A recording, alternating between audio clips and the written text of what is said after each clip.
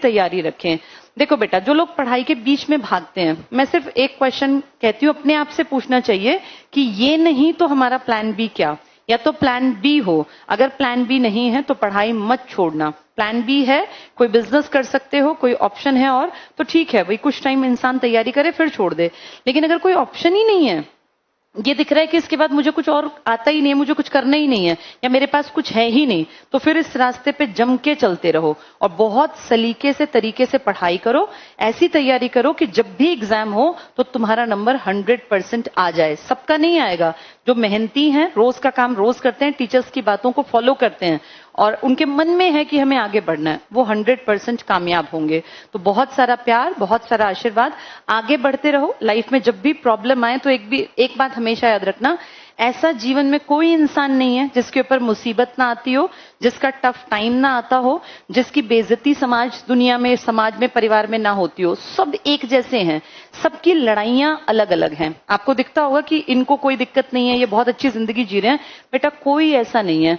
अंबानी के बेटे को भी देखो हेल्थ प्रॉब्लम्स है ना, पैसे से भी वो हेल्थ प्रॉब्लम नहीं ठीक हो पाई ना। ऐसे किसके घर में, किसके मन में, किसके अंदर क्या युद्ध चल रहा है, ये दूसरे को नहीं पता।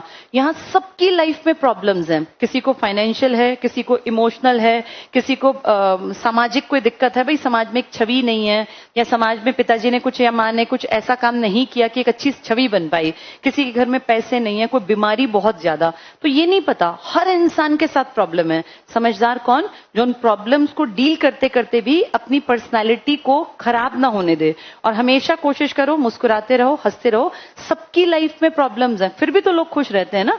हर कोई इंसान तो नहीं ऐसे रोतड़ा सा चेहरा बनाए रखता। तो ये सोचना है कि खुश रहेंगे, ईमानदारी से मेहनत करेंगे। तुम्हारी एज में भगवान 5% मदद करेंगे, 95% तुम खुद अपना काम करोगे। जब तुम 40 पार जाओगे तो तुम्हें समझ में आएगा कि बहुत सारी चीजें भगवान की प्लानिंग का पार्ट होती हैं। लेकिन अगर यही सोच के मैं बैठ जाती तो मैं तो बहुत बहुत बहुत पीछे रह जाती। तो अपनी जो तुम्हारी एज है ना, इसमें भगवान का 5% रोल है, बस 95% तुम्हारी मेहनत है।